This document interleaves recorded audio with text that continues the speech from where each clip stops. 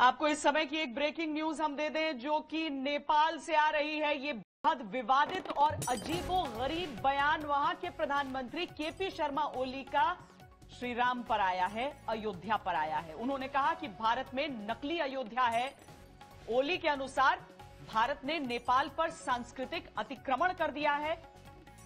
उनके अनुसार सीता का विवाह, माता सीता का विवाह जिस राम से हुआ था वो अयोध्या के नहीं थे बल्कि नेपाली थे। ओली के अनुसार असली अयोध्या जनकपुर के पश्चिम में है।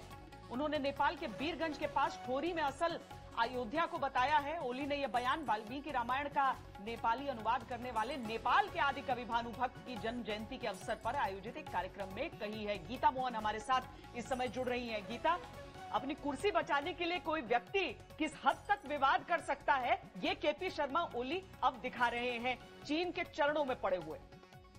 जी बिल्कुल, दो बहुत ही इम्पोर्टेंट और महत्वपूर्ण बातें हैं। एक ये कि इतने सालों तक नेपाल ने अगर ऐसा कोई नैरेटिव था उसके बारे में बोला क्यों नहीं। दूसरी बात, अगर नेपाल के प्रधानमंत्री अभी बोलते हैं, वो खुद ही कम्युनिस्ट है जो रिलीजन में बिलीव ही नहीं करते हैं। उनका ये क्लेम करना ही बहुत बड़ा सवाल करता है, उठाता है ऐसे व्यक्ति पर जो कभी मंदिर नहीं जाते, पूजा नहीं करते या फिर ये कोई हिस्टोरिकल फैक्ट और रिकॉर्ड्स के बेसिस पर नहीं बोल रहे हैं।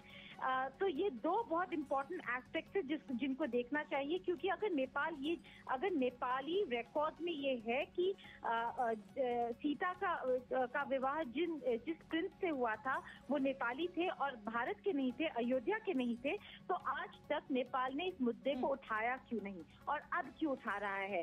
तो ये पॉलिटिसाइजेशन है रिलीजन का, जिस पर अभी तक इंडिया का रिएक्शन नहीं आया है, ना विदेश मंत्रालय से और ना यूपी सरकार से। हम एक्सपेक्ट कर रहे हैं कि यूपी सरकार भी इस पर कुछ ना कुछ बोलेगी, लेकिन अभी तक कोई रिएक्शन नहीं आया है। लेकिन ऐसी हास्यास्पद बात कही है ओली ने कि इस पर कौन क्या रिएक्ट करे। भारत हमेशा कहते आया है कि नेपाल से रोटी बेटी का संबंध है, लेकिन इस तरह से जिस तरह से ओली कर रहे हैं वो साफ तौर पर एक झल्लाए हुए राजनेता की तस्वीर दिखा रहा है, जैसे कूटनीति के क से मतलब नहीं है और धर्म तो जैसा कि आप कह रही हैं कि चूंकि उनकी विचारधारा ही वही है, इस तरह की बातें करना। तब जब अयोध्या से जनकपुर की सड़क बन रही थी तब उन्हें नजर नहीं आया कि सड़क किस तरफ जा रही थी, क्योंकि भारत उसके पैसे देने के लिए तैयार था। लेकिन आज उन्हें उसकी दिशा समझ में आ रही है। बहुत शुक्रिया गीता मोहन इस पूरी बातचीत के लिए।